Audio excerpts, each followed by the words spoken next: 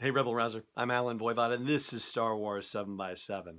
So, as with many Larry Kasdan movies, the events of Solo: A Star Wars Story take place at a rather breakneck pace, and we actually arrive on 6 different planets in the course of Solo: A Star Wars Story.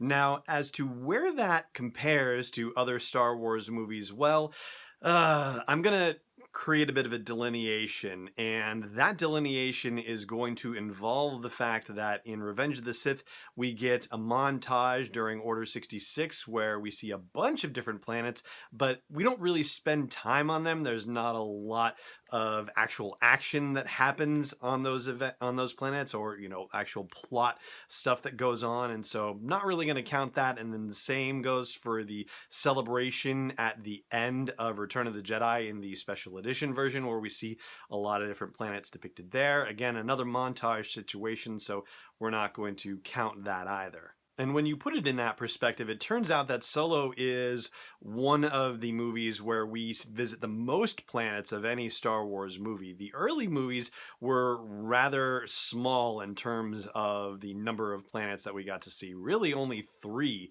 and actually technically only 2 in the original Star Wars, Tatooine and Yavin 4. I mean, yeah, we got a brief look at Alderaan before, Kablooey, but we didn't actually go on to Alderaan or anything like that. So, that's unfortunate to say the least. And it was, 3 in Empire with Bespin, Dagobah, and Hoth. And it was, oh gosh, yeah, another 3 in Return of the Jedi, Dagobah and Tatooine again, and Endor. And I think of the prequel movies, Revenge of the Sith comes the closest to where Solo: A Star Wars Story is. I think you can kind of make an argument for it tying Solo: A Star Wars Story in a sense, because the final planet that we see in Revenge of the Sith is Tatooine. Not much happens there, but it is a significant scene.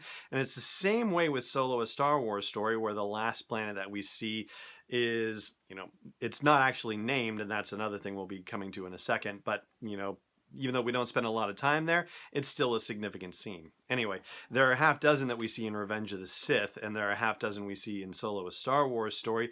In Solo, we could see Corellia for the first time depicted anywhere visually on screen. It didn't show up in cartoons, and it didn't, it was just in books, but this is the first time we actually get to see Corellia visually depicted. Same for Minban, and Minban had only, of course, been famously depicted in the Splinter of the Mind's Eye novel, the very first expanded universe / legends novel. Like, that was where we first heard of the planet, and now we get to see it in the flesh for the first time. Then we kick over to Vandor, which is the snow planet where the Convex train heist happens, and it was actually referred to as Vandor 1, Vandor-1 on a Topps trading card prior to the release of the movie, just simply known as Vandor for our intents and purposes. Then, of course, we get Kessel, which we discussed on an earlier episode of the podcast this week, or maybe it was last week, where it was the first time that Kessel had been depicted in live action. It had been depicted in cartoon form in Star Wars Rebels a couple of years ago. And then we kick over to Savareen, and that had only been mentioned as part of a type of card game, or a type of a game of chance, Savareen Wisp, but we hadn't seen that planet. It was a brand new addition to Star Wars. And then we have this last jungle planet. This is our 6th planet in Solo: A Star Wars Story, which is still currently unnamed. I shot a note out to Leland Chee, who is the holocron keeper at Lucasfilm, to ask him for a potential name of it. A few days later, there's been no response, unfortunately, and they've had their own things going on there naturally, but there is the possibility, based on the Solo: A Star Wars Story official guide, that it is Numidian Prime, which is a name that we have not been given before, but it appeared in the galactic map that shows up in the Solo: A Star Wars Story official guide.